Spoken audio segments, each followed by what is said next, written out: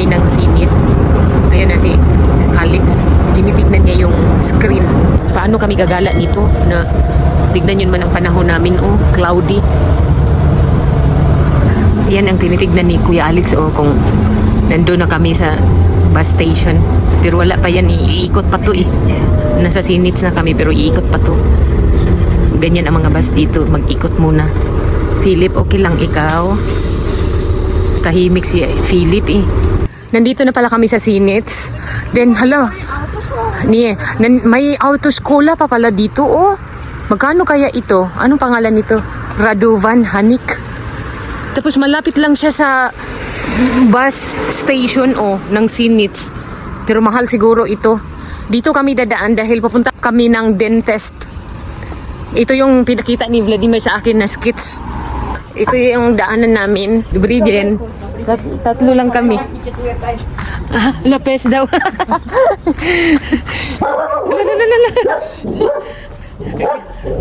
Tumahol na yung aso. Kala kasi ng aso magkamukha kami. Ala, dirt! Ang arte naman ito mga kasama ko eh. Kami lang tatlo kasi si Vladimir may trabaho naman siya. So mamaya nagplano kaming tatlo na igala ko sila dito sa Sinits. Maglakad mostly kasi dito. Nagka-car kami. Sana all may car. Ang ending pala kariton. Yun lang pala oh. Nakita ko na oh. Ang Zubi. And I just go there. Aha. Madali lang pala. Nakita na namin. B. Denta. Zubna Klinika. Magpa-register lang man ako dito. Maglagay kami ng ano pala oh. Para sa sapatos. Ano, I need it. Toto ya bata. Ayaw ko niyang sa machine. Baka hindi ako marunong yan. Charis lang. Natapos na kami. Magala lang kami dito sa sentrum. Ito lang, oh, wala pang bus going to Igram. Maliit lang ang bus station ng Sinits, Slovakia. Hindi naman kapag antay ang dalawa. Gusto na nilang bumili ng croissant. No, to. This way. God. Mommy, I know the croissant. Ano? Anyway, itinanggal yung old tooth decay ko dito oh. Kasi long time ago doon sa Pilipinas nagpabunot akong ng ngipin. Hindi nabunot ng maigi, may naiwan pang kaunti. Sabi ng dentist kanina, kailangan daw niya bunutin. At ma-feel ko kasi may naiwan pa dito oh. Kaya ayan, binunot niya. Tapos nilinisan lang niya yung ngipin ko, sobrang sakit. Tiniis ko lang yung sakit kanina dahil ngilo nga, ewan, hindi ko ma-explain. Kasi matagal na akong hindi nagpa-cleaning. Alam nyo magkano ang bayaran ko? 130 euros. Reklamo na si Kuya Alex dahil the way daw ako magsalita. Yung cotton ng aking dito sa pinakadulo. Marami pang dugo, oh. Dalawang cotton lang kasi nilagay ng dentist. Uy, kala ni Ipod, Ijimi. Ayan, oh. Alam nyo, dito ako nasakta. Grabe yung anesthesia nilagay ng dentist dito. Napaaray ako. Nagulat din siya sa akin yung reaction ko. Sabi ko sa kanya, ouch! Nabigla din ang dentist. Na-curious siya sa akin kanina. Nagtanong pa talaga siya kung saan daw ako galing. Sabi ko galing sa Bulubundukin. Charis lang. Kung kumain dito sa Vietnamese, oh. Ano ba't hindi man ako makakain, uy? Dahil mamaya pa daw. Kaya lang mahal man ata to. Ayan ang mga pagkain nila. Ay, ano to eh. Magluto na lang ako ng ganyan sa bahay siguro. Sabaw lang naman ang kailangan ko. Itong ganito ba oh. Ayan. Huang food, Vietnamese pala yan. Ayan oh. Marami daw dito Vietnamese food. Pero ewan ko kung saan banda. Sabi niya dito do sa sulok-sulok. Sinabi ni Aisa sa akin. Ito na yung sentrum.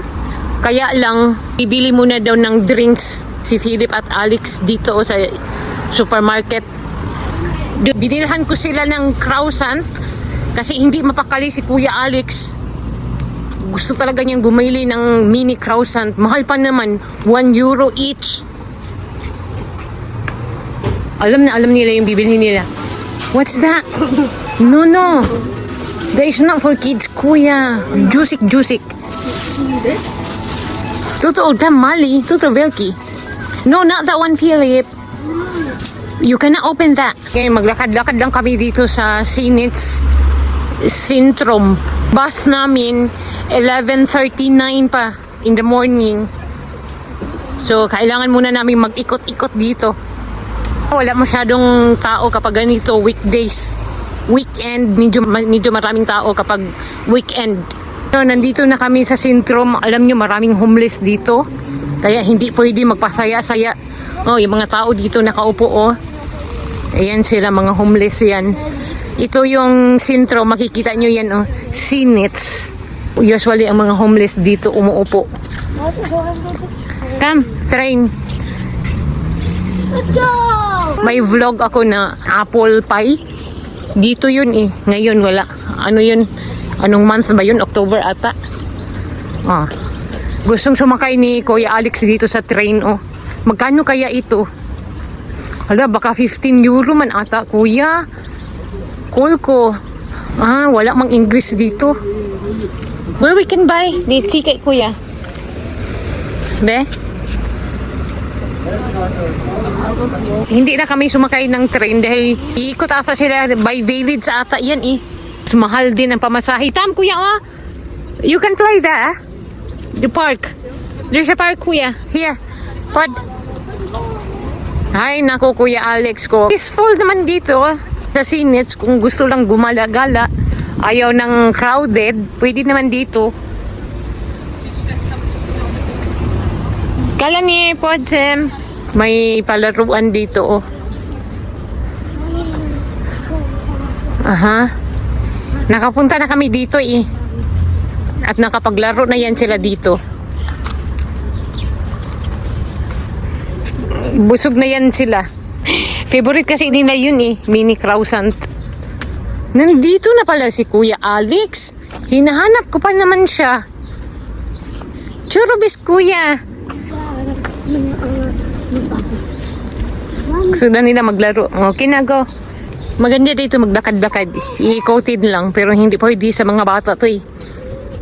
Kasi si Philip at Alex, kailangan nila ng park.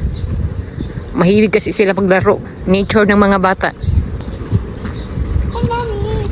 Nako, kailangan daw ako ang mag-push. Mommy, help! What are you going to do? It's for mommy. Oo. Agoy. Isa, Kuya X ko. Napagod na sila. Pahinga muna. Parang turista lang din dalawang to eh. Este. Yan ang gusto ni Philip eh. Pumali, Philip. Philip ko. Hala. Gahanap yan sila ng bata kaya lang walang mga bata dito eh. Nag-school pa yung iba. Eh si Philip, may pasok pa yan siyang 2 weeks. Kaya lang, hindi namin siya pinapasok eh. Depende naman yan sa parents. Just talo, Kuya. Agoy, ispinavi. Ah, nadumihan na yung new shoes mo. Kaya pala ako pumunta ng dentist dahil masakit dito, oh. Ika, masakit kapag uminom ako ng mainit at saka malamig na tubig. At saka dito din sa itaas. Ah, ita dito. Bawal muna ako uminom boiling water. Kapag umiinom ako ng kape, dapat warm lang. Within 3 days daw yun. Dahil masira yung bago kong ngipin. Charis. Lang niya sa wakas, malinis na. First time ko dito sa Slovakia. Ang anesthesia pa pala until now na manhid pa. Dito sa binunutan niya ng ngipin, masakit pa. Parang kumikirot. Ewan ko lang kung anong ginawa niya doon. Kasi nahirapan siya sa pagbunot kanina eh. Maliit kasi ngipin. Kung sa ano pa ba, may naiwan. Ewan ko ba nung dentist sa Pilipinas, uy. Nag-crack siya, tapos hindi na niya binunot lahat. Iniwan na lang niya doon. Kaya kanina nakita ng dentist na may naiwan pang maliliit na ngipin dito at saka dito sa loob. Parang sa gitna lang ata yung binunot. Noong sa Pilipinas ako nito nagpabunot. Malinis na dito, katulad dito ba? Wala nang ngipin na iwan. Ito pala sa Sinits Sintrom, may mga restaurant naman dyan, tapos hotel at the same time yan, tapos may mga shop sila dito. Mahal ito dito eh. Ah, may optical pa pala sila, oh. Ayan, oh, optical. Hanggang doon pa pala, oh, mga restaurant. So, hindi ka pala magutom dito. Hindi ako nakapunta doon banda. Ito yung mabang kanina. Ay, kebab pala ito. Hindi na ako mag-order ng kebab. Medyo mahal naman. May baon naman kaming sandwich at kumain naman sila. Okay na yan. Doon na kami kakain sa bahay ng pananghalian. And it's new. Again na kay Jimmy. I have a few. Dito pala kami dadaan papuntang bus station. Dahan-dahan lang kami maglakad para makaabot kami kaagad. Na-curious talaga ako sa train na ito. Baka nga siguro magbiyahe yan papunta sa mga Sinits villages. Hanap lang kami ng pedestrian lane. Dito ata oh. Kala ni meron pala dito eh. DJ Philip ko. Gusto ko talaga kapag may flower ang park. Maganda tignan oh. Ganyan oh. Hindi boring ba? Tapos maano sa mata. Tapos ito may ano pa dito oh. Mga flowers din. Part pa rin ito ng Sinit Syndrome. Ayan. Dito lang. Upo-upo.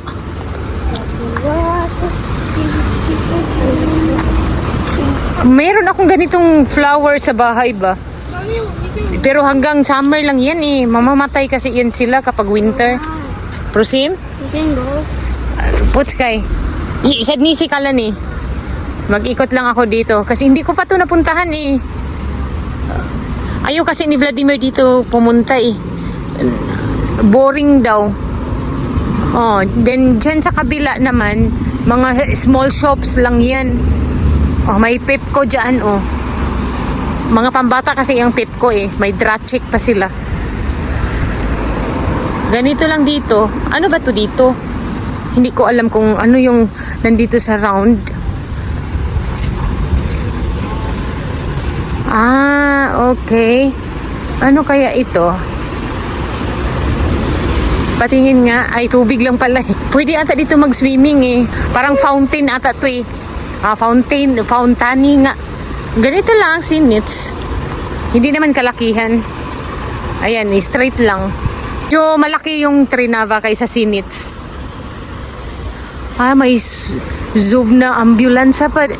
May ano din pala dito oh. Clinic. Dentist clinic. Ganyan ang tawag sa kanila oh. Zub na ambulansya. Then, uwi pala kami tapos naghahanap si Kuya Alex kung anong bus number yung sasakyan namin oh. Murag korek. Hindi naman niya alam kung ano yung bus number. Hala, sige. Sabi ko sa kanya, ako lang maghanap, ayaw niya. Gusto niya siya talaga. Igram Alex ko, Igram. Niye. No, Chatay. Ano, Chatay. Which one? A. Nasaan bang A niyan? Parang wala ata. I. A. Hindi na niya alam. Ako na nga lang maghanap kuya eh. Check the E. Look at that, Chatay. Oh, that's Popeye. Ano? If it is going to Igram, is the last is Chatay. Totoo. Okas. Here, the 645 bus number. Chatay. Dobre? We're going again. Ano? Then E. Ano? Nandito na pala kami sa bahay. Local. Kakarating lang namin. Then, tawagan ko yung aking kapatid. Hihingi ako ng update sa sitwasyon nila doon sa General Santos City. Kasi may natanggap ako kagabi. Isa sa kapitbahay namin doon sa Bula. Malakas daw ang lindol. Baka kasi nawala na namang kuryente at tubig sila mama doon sa Bawing. Hingi tayo ng update sa kanya. Ayan, Mike, kumusta ang Jensan? Hindi po ulan. Pero sige, gyapog linog. Dili na, di ba ko kayo na? Ako, ginoo ko. Ingat ra ba ni Rudy, may mag-ingat daw ang taga Jensan? Kaya naa pa daw mas kusog sa Davao. Agdo, pag mamatay eh. Mga guba ang mga gamit, so back to zero, yun. Matay, di ba matay, bro? Ang Pinadaan na lang niya sa biro ang lahat. Mas kusog siya sa 7.8. wala na po ko ulinog. Pagkita na mo, ulinog. Ginoo na may balo. Awareness ba para makaprepare at the same time ma-pray good na dapat dili siya mahitabo. May mga masawi lagi daw. Magaling na ka-predict sa Venezuela, galing ang aduhang gilin.